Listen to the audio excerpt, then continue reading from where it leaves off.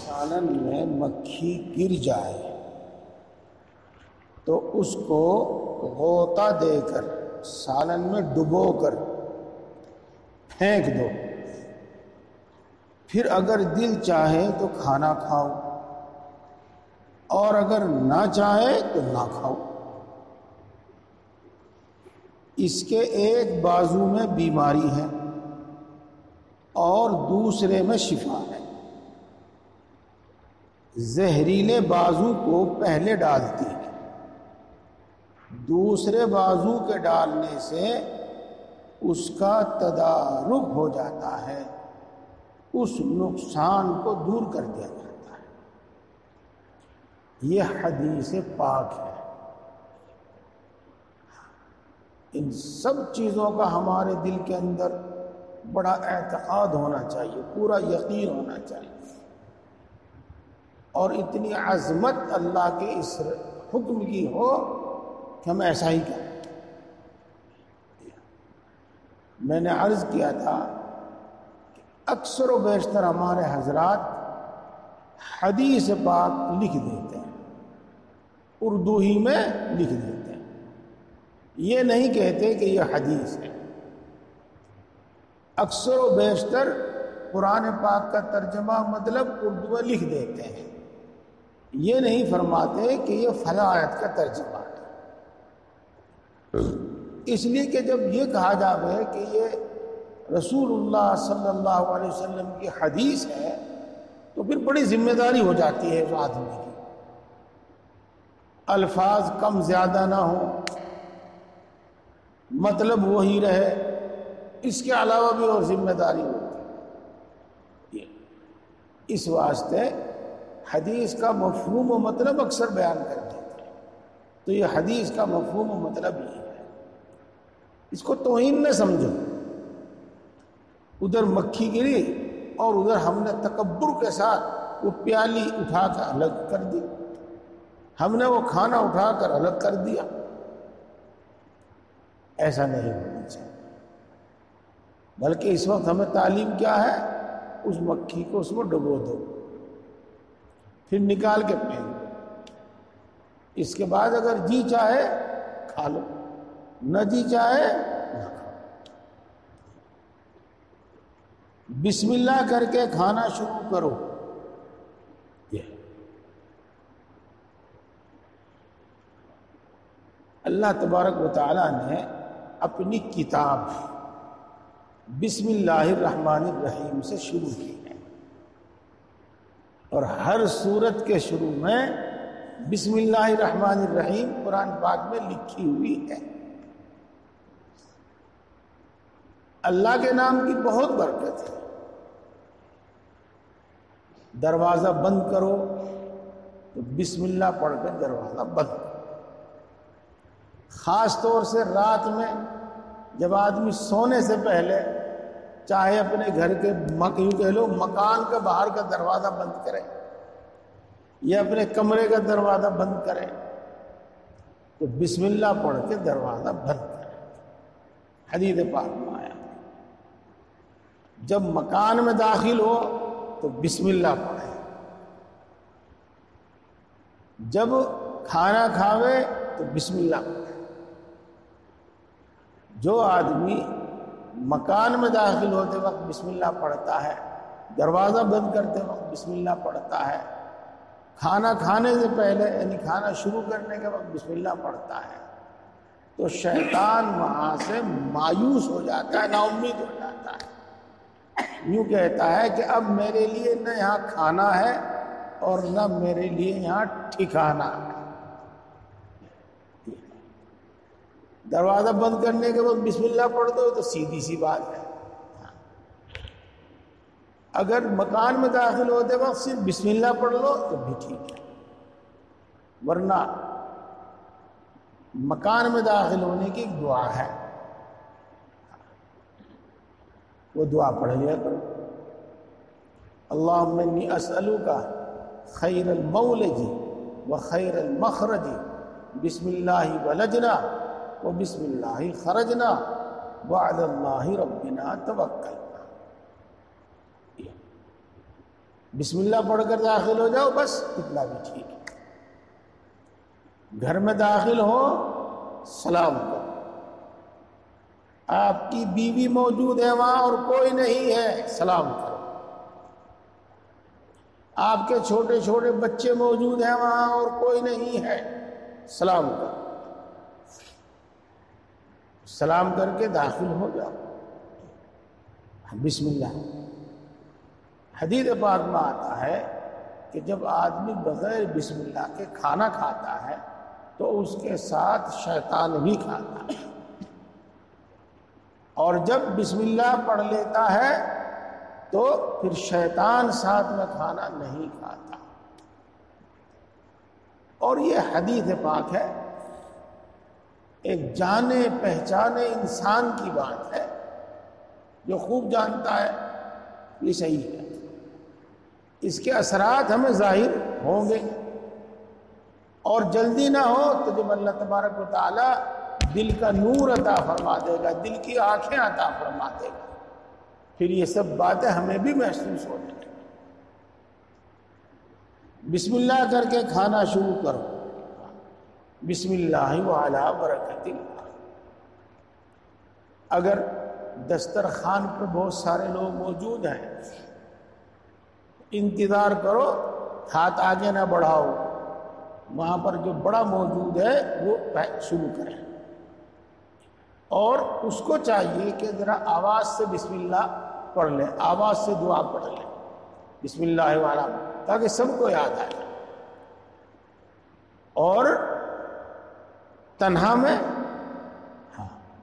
مناسب یہی ہے کہ آواز سے بسم اللہ پڑھنے کی، دعا پڑھنے کی عادت ڈالیں۔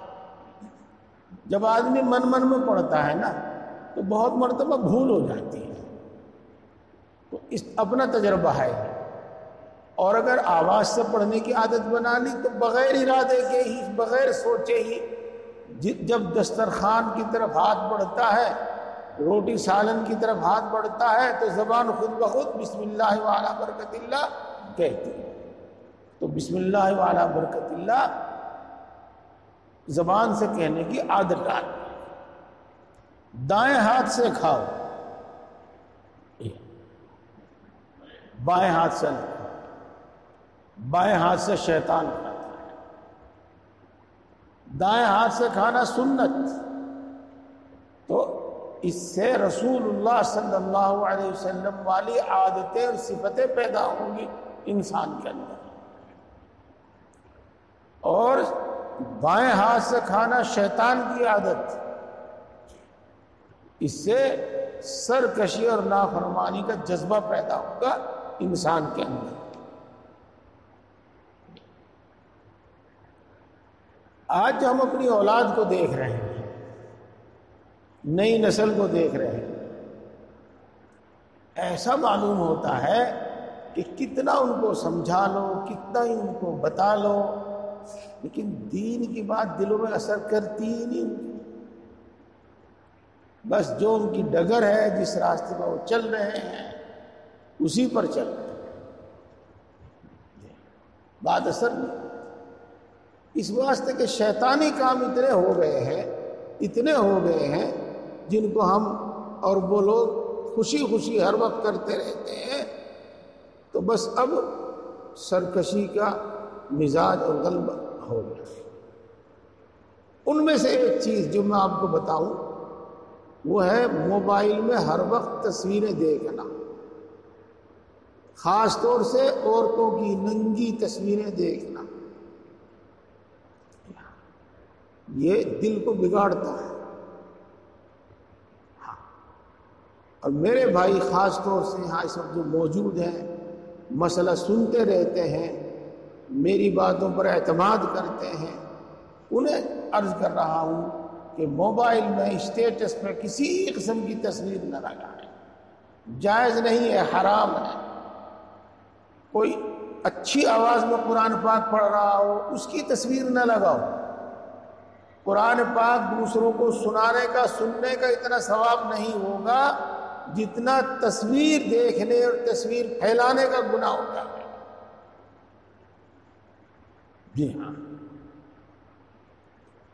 بہرحال کسی بھی قسم کی تصویر نہ ڈالو، چاہے کوئی حضرت جی اس کام کو کر رہا ہو، چاہے کوئی شیخ الحدیث کوئی مفتی صاحب اس کام کو کر رہا ہو، لیکن جو میں مسئلہ بتا رہا ہوں آپ کو صحیح یہی ہے۔ اور آپ کے یہاں دارالفتہ جتنے بھی ہیں، مظاہر العلوم میں، دارالعلوم دیوبند میں، سب جگہ پوچھ لیں، جواب یہی ملے گا، عمل چاہے کچھ ہو رہا۔ ہاں، تو اس قسم کی باتوں سے دل بگڑ گئے۔ یہ چھوٹی سی بات معلوم ہو رہی لیکن حقیقت بتا رہا ہوں، اس میں سے ایک جس نے ہمارے دلوں کو بگاڑ کر رکھ دیا ہے، ہدایت سے کوسوں دور چلے گئے، اب دین کی بات سمجھ میں نہیں آتی۔ اس میں سے ایک ہے یہودیوں جیسی شکل و صورت بنانا، کہیں داڑھی کاٹ رہے ہیں، کہیں بال کاٹ رہے ہیں، کوئی کیسا لباس پہن رہے ہیں، کیسا لباس پہن رہے ہیں۔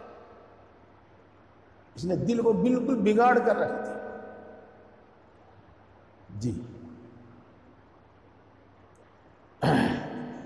دائیں ہاتھ سے کھاؤ، اپنے سامنے سے کھاؤ، یہ تینوں بات ہیں۔ البتہ اگر برتن میں کھانے کی کئی قسم کی چیزیں ہوں، مثلا کئی طرح کا پھل ہو، میوہ ہو، مٹھائی ہو، تو اس وقت جو پسند ہو، جس طرف وہ ہو اسی طرف سے اٹھا کر کھا لو۔ یہ بات اچھی طرح سمجھ میں آ گئی، صاف ہو گئی۔ ایک بات اور بتاتا ہوں، آپ ماشاءاللہ بہت توجہ سے سن رہے ہیں، اور آپ مجھے جانتے ہیں کہ بار بار میں یہ کہتا رہتا ہوں کہ توجہ دیجیے، توجہ دیجیے۔ ہم نے یہ سمجھ رکھا کہ عبادت صرف نماز پڑھ لینا ہے، نفل پڑھ لینا، ذکر کرنا، تسبیح گھماتے رہنا، یہ بات نہیں، یہ تو عبادت ہے ہی، اس میں تو کوئی شک و شبہ ہے نہیں۔ ہر کام شریعت و سنت کے مطابق کرنا وہ بھی عبادت ہے۔ دائیں ہاتھ سے کھانا کھائیں گے، بسم اللہ پڑھ کر کھانا کھائیں گے، اپنے سے سامنے سے کھائیں گے، عبادت ہوگی، یہ عبادت ہوگی۔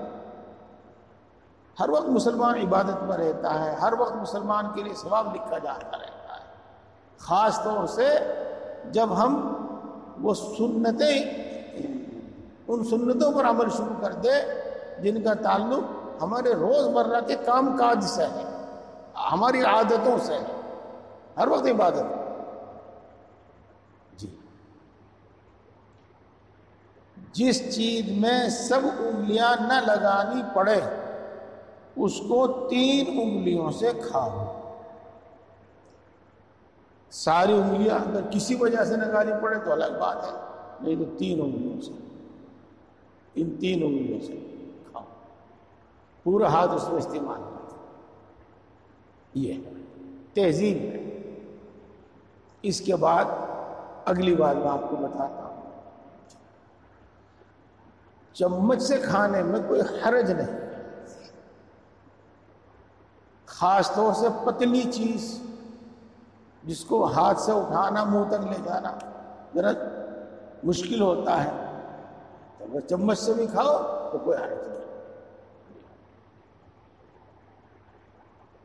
وہ انگلیاں چاٹ لو،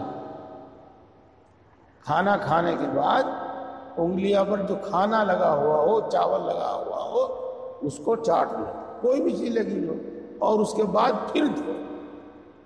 یہ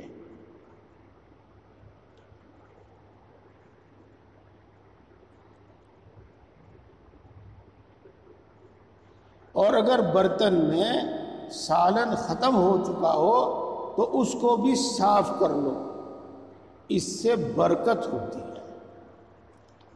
دیکھو دوبارہ پڑھتا ہوں اور آپ دھیان دیجئے، اور اگر برتن میں سالن ختم ہو چکا ہو تو اس کو بھی صاف کر لو، اور اس سے برکت ہوتی ہے۔ اس کو صاف طور سے اس طرح سمجھو، ہماری پلیٹ میں، کٹورے میں سالن ہے، ہم نے کھا لیا ہے، اور اس میں ابھی کافی مقدار میں بچا ہوا ہے کہ دوسرا کھا سکتا ہے، تو اس کو بچا دو، دوسرا کھا لیں۔ گھر میں یہ مزاج ہونا چاہیے کہ دوسرے کا بچا ہوا کھا لیا کریں، پھینکا نہ کریں، اس سے پرہیز نہ کریں، کھا لیا کریں، یہ عادت بناؤ۔ اسی واسطے رسول اللہ صلی اللہ علیہ وسلم نے ارشاد فرمایا ہے سور المسلم شفا، مسلمان کے جھوٹے میں شفا ہے۔ جھوٹے سے مراد یہی ہوتا ہے جو کھا کر بچ جائے اس میں، تو یہ عادت بناؤ۔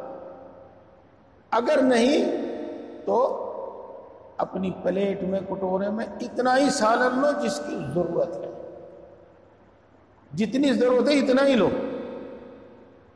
یہ بڑی بری عادت ہے کہ جو کھایا کھایا اور باقی پھینک دیا، جو کھایا کھایا باقی پھینک دیا۔ یہ فضول خرچی بھی ہے، اللہ تبارک و تعالیٰ کی نعمت کی ناقدری بھی ہے۔ دو بات بتائی میں نے آپ کو، دونوں میں سے جس پر چاہے عمل کریں، یا تو اپنی پلیٹ میں کٹورے میں اتنا ہی سالن لے، اتنا ہی چاول لے جتنا کھا، تھوڑا تھوڑا لیتے رہے کھاتے رہے۔ اگر زیادہ ہے بچ جاوے تو یہ عادت ہو گھر کے دوسرے افراد اس کو کھا لیں، پھینکے نہیں۔ اور اگر سالن کھا لیا، چاول کھا لیے، جو بھی تو اب اس میں جو تھوڑا بہت ادھر ادھر لگا ہوا ہے اس کو صاف کر لیا، اس میں برکت ہے، برکت، یہ مطلب ہے اس کا۔ اگر ہاتھ سے لقمہ چھوٹ کر گر جاوے تو اس کو اٹھا لو اور صاف کر کے کھا لو، تکبر مت کرو۔ یہ سرکاری نعمت ہے، ہر شخص کو نصیب نہیں ہوتی۔ یہ بھی حدیث پاک، یہ کچھ حدیث پاک کا ترجمہ ہے، کچھ مطلب ہے، دونوں چیزیں مل کر۔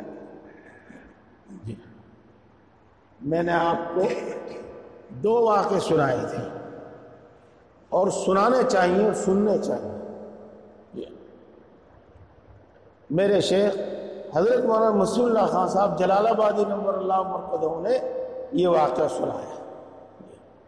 جلال آباد میں ایک بڑا گھر ہے، قلعے والے ان کو کہتے ہیں، وہاں پر حضرت مولانا اشرف علی صاحب تھانوی نور اللہ مرقدہ کی دعوت تھی، اور معزز مہمان کے ساتھ کچھ دوسرے لوگوں کی بھی دعوت کر دی جاتی ہے، تو اور دوسرے لوگ بھی شریک تھے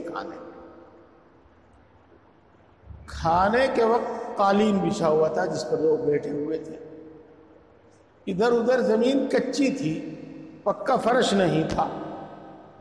آپ جانتے ہیں کہ یہ چیزیں تو ہمارے یہاں گھروں میں بھی آئی ہے، نہ ہی تو بڑے بڑے گھروں میں نہیں تھی یہ چیز فرش والا۔ تو کھاتے وقت ایک شخص کے ہاتھ سے بوٹی رپٹ گئی اور وہ مٹی پر جا کے گئی، دسترخوان پر نہیں، قالین پر نہیں، بلکہ مٹی پر جا کے گئی۔ تو کچھ دیر حضرت مولانا اشرف علی صاحب تھانوی نور اللہ مرقدہ نے انتظار کیا کہ وہ شخص اٹھاتا ہے کہ نہیں اٹھاتا، یا کوئی اور اٹھاتا ہے کہ نہیں اٹھاتا۔ یہ جب دیکھا کہ کسی نے نہیں اٹھائی تو حضرت مولانا مسیح اللہ خان صاحب برابر میں بیٹھے ہوئے تھے، ان کے نزدیک تھی وہ، تو حضرت تھانوی رحمۃ اللہ علیہ نے فرمایا مولوی مسیح اللہ خان صاحب یہ بوٹی اٹھا کر دھو کر مجھے دے۔ تو اٹھے، بوٹی اٹھائی، دھوئی اور لے گیا۔ پھر عرض کیا کہ حضرت میں کھا لوں یا آپ ہی کو دوں؟ پھر ایک مقصد تو یہ ہے کہ اللہ کا یہ رزق بیکار نہ جائے، ضائع نہ، آپ کھا لو۔ اللہ کی نعمتوں کی قدر۔ جی اسی سے آپ وہ مسئلہ سمجھ لو کہ کتنے چاول چھوڑ دیے اور سب کوڑے میں، سالن چھوڑ دیا سب کوڑے میں۔ اب تو عجیب بات ہو رہی ہے کہ پلیٹ کٹورا بھی وہی لاتے ہیں پھینکنے والا ہی، جو کھایا کھایا، نہیں کھایا تو پلیٹ سمیت سب پھینک دیا. تو یہ طریق صحیح نہیں. اگر ہاتھ سے لقمہ چھوٹ جا کر گر جاوے تو اس کو اٹھا لو، صاف کر کے کھا لو، تکبر مت کرو. یہ سرکاری نعمت ہے، ہر شخص کو نصیب نہیں ہوتی. ایک دوسرا واقعہ بھی سنا تھا میں نے آپ حضرات. حضرت اقدس حضرت مولانا اشرف علی صاحب تھانوی نور اللہ مرقدہ چنے کے دانے کھا رہے تھے، ابلے ہوئے چنے کھا رہے تھے. تو ایک دانہ ہاتھ سے نکل کر گر گیا. تو وہ کٹورا پلیٹ جو بھی تھا ہاتھ میں اس کو رکھ کے اور اس دانے کو تلاش کرنے لگا. وہ نظر نہیں آ رہا تھا. تو آس پاس میں جو چھوٹے بچے تھے ان کو بلایا، دیکھو ایک دانہ گر گیا، کدھر ہے دیکھو. تو چھوٹی اینٹوں کا فرش تھا، اس میں بیچ میں جو دراز تھی وہ دانہ اس پہ تھا، اس لیے نظر بھی نہیں آیا. نگاہ کمزور ہو گئی. بچوں نے اٹھا کر دیا، تب آپ نے اس کو صاف کر کے کھایا. اور یہ بیان اس نے کیا پھر، اور یہ فرمایا کہ جو ہی وہ دانہ میرے ہاتھ سے نکل کر نیچے گرا تو ساتھ کے ساتھ ایک خیال آیا کہ اللہ تبارک و تعالیٰ نے یہ سوال کر لیا کہ اشرف علی تم نے ہماری نعمت اتنی غفلت کے ساتھ استعمال کی، اتنی لاپرواہی سے استعمال کی، تو میں کیا جواب دوں گا؟ اس لیے میرے بھائیو، انگلی چاٹ لو، برتن صاف کر لو، گر جاوے کھا لو، اٹھا کر کھا لو. دسترخوان اسی لیے بچھایا جاتا ہے. بلکہ یہ ہم نے پڑھا ہے، یہ تو معلوم نہیں کہ حدیث پاک ہے یا بزرگوں کا تجربہ ہے، غالب گمان یہ ہے کہ حدیث پاک ہی ہوگی کہ جو شخص دسترخوان پر گرے ہوئے ریزے اٹھا کر کھاتا ہے اس کی تاثیر روزی کی برکت، اور روزی کے برکت کے ساتھ ساتھ اولاد نیک ہوتی ہے اس سے. ہاں، کھانا تواضع کے ساتھ بیٹھ کر کھاؤ، متکبروں کی طرح تکیہ لگا کر مت کھاؤ. دیکھو آج کل تو لوگ اس کو عیب سمجھنے لگے. عیب، اکڑو بیٹھ کر کھانا کھانا، اکڑو بیٹھ کے سمجھتے ہو آپ. خیر، کسی بھی وجہ سے اگر نہ بیٹھا جائے اکڑو، ایک تو ہے حالت یہ جو میں اب بیٹھا ہوا ہوں جیسے، یہ تکبر کی حالت نہیں ہے. رسول اللہ صلی اللہ علیہ وسلم فجر کی نماز پڑھ کر اشراق تک اکثر ایسے بیٹھا کرتے. اور ایک حالت ہے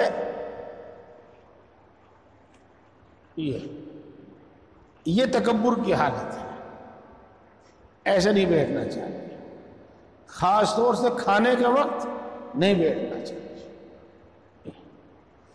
اسی طریقے سے چائے ہو، پانی ہو، کھانا ہو، کرسی پر بیٹھے ہی تکیہ لگا کر نہیں. کوئی چیز کھانے پینے کی ٹیک لگا کر نہ ہو. یہ سرکاری نعمت ہے، احترام کے ساتھ، تواضع کے ساتھ. جی ہاں، اکڑو نہ بیٹھ سکے تو ایسے بیٹھ جائے کہ نہیں، اسے بیٹھا نہیں جائے گا، ایسے بیٹھ جائے کہ ایسے بیٹھ جائے. سہارا نہ لیا کریں، ایسے سہارا نہ لیا. یہ سب مجبوری کی وقت کی بات ہے. ایسے نہ بیٹھے تو جیسے تحیات میں بیٹھتے ہیں ایسے بیٹھ جائے. بہرحال یہ تواضع کی بات ہے. ایسے بھی بیٹھ سکتے ہیں اس میں بھی تکبر نہیں ہے، یہ راحت کی نشست ہے، ایسے بھی بیٹھ سکتے ہیں۔ جی ہاں، بہرحال تواضع کے ساتھ کھانا کھاؤ، یہ بتایا جا رہا ہے۔ جی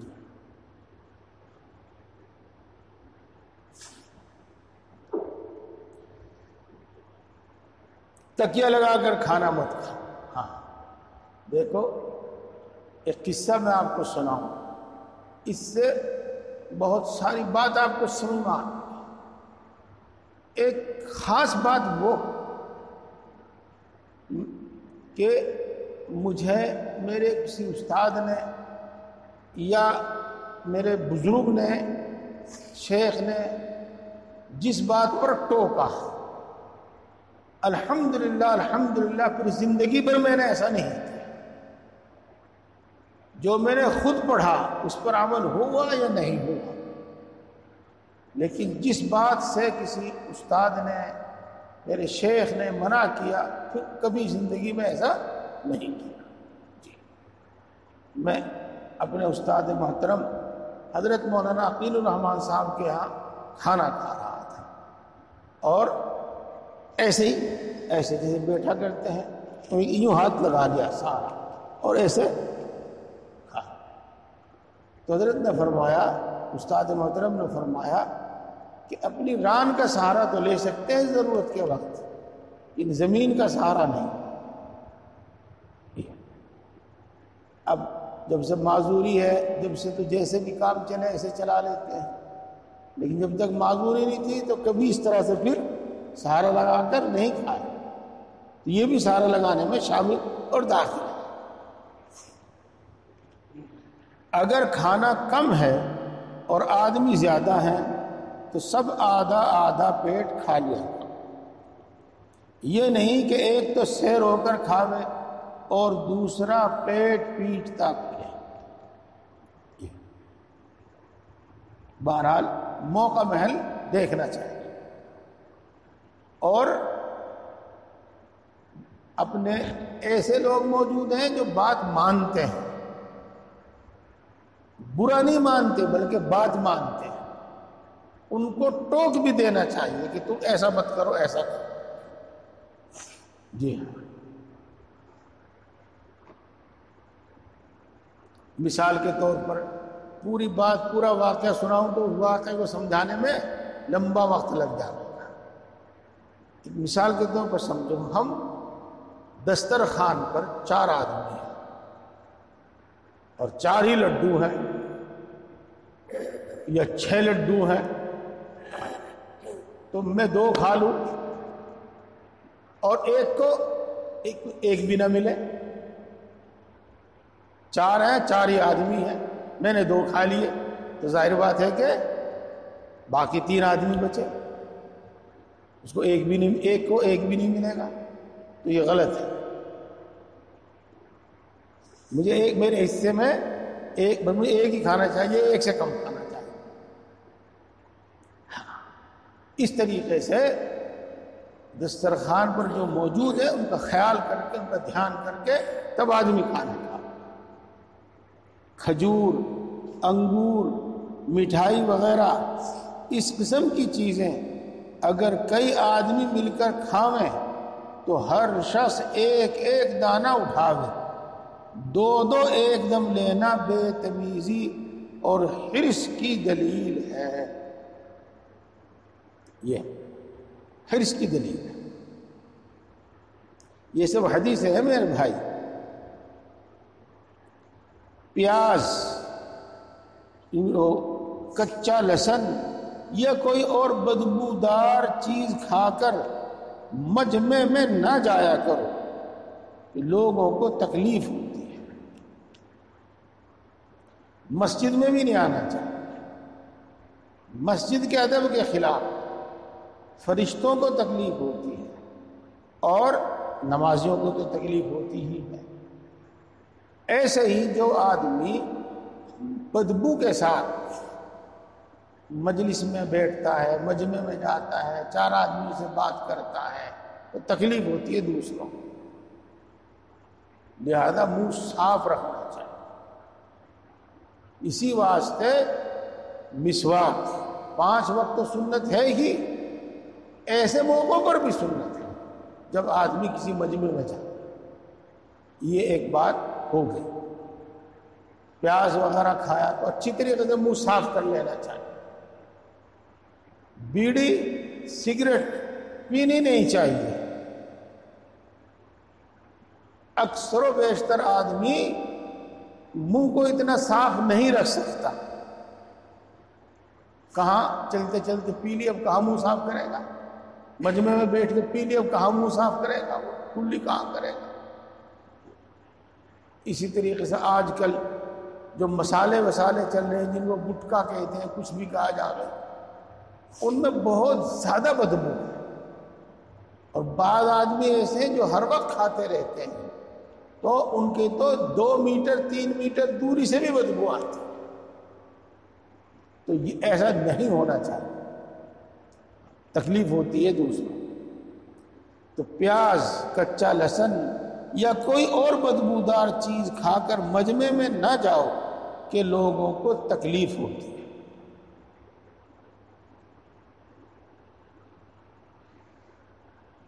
کھانے سے فارغ ہو کر روزی دینے والے یعنی اللہ تبارک و تعالیٰ کا شکر بجا لے، اور اسی طرح پانی پینے کے بعد بھی اللہ تبارک و تعالیٰ کا شکر بجا لے۔ دیکھو اشراق کا وقت ہو گیا، ہو گیا، اچھا بس یہ چھوڑ رہا ہوں۔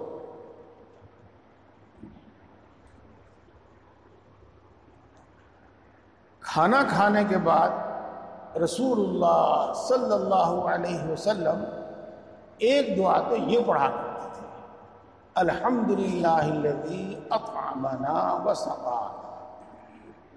ایک روایت میں تو صرف اتنا ہی ہے،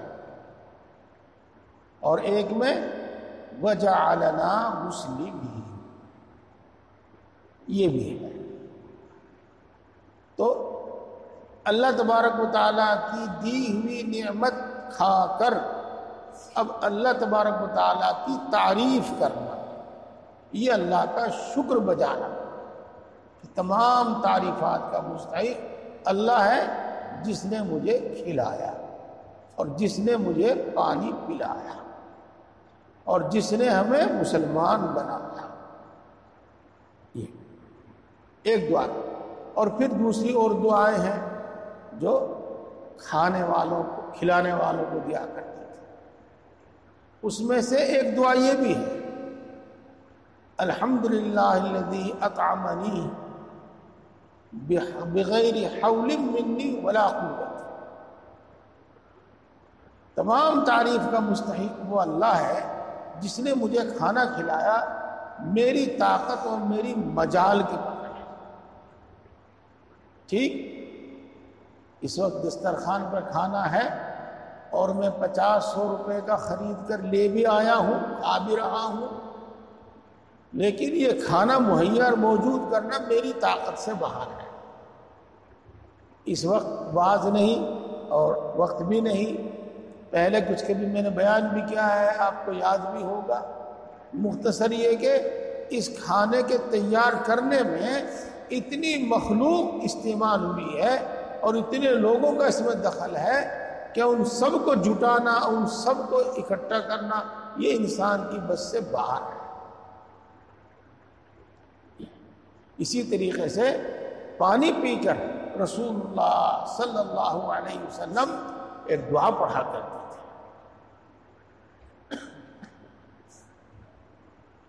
الحمدللہ الذی سقانا عذبا فراتا برحمتہ ولم يجعلہ ملحا اجاجا بذنوبنا۔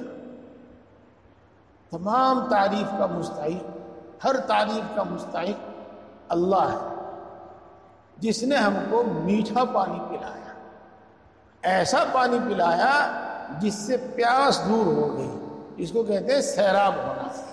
بعض مرتبہ آدمی پانی پیتا رہتا ہے، پیاس نہیں ختم ہوتی، پانی پیتا رہتا ہے، پیاس نہیں ختم ہوتی۔ بعض پانی میں ایسی تاثیر ہوتی ہے کہ پیاس ختم نہیں ہوتی، بعض مرتبہ اپنے اندر پیٹ میں کوئی کمی ہوتی ہے جس کی وجہ سے پیاس ختم نہیں، اللہ نے مجھے ایسا پانی پلایا، میٹھا پانی پلایا جس سے پیاس ختم ہوگی، میں سیراب ہو گیا۔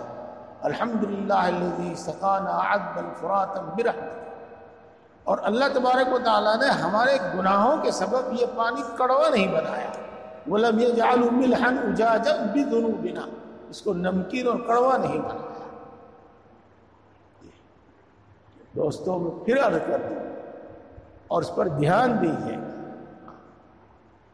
ہمارے لیے ہر وقت نماز پڑھنا آسان نہیں ہے،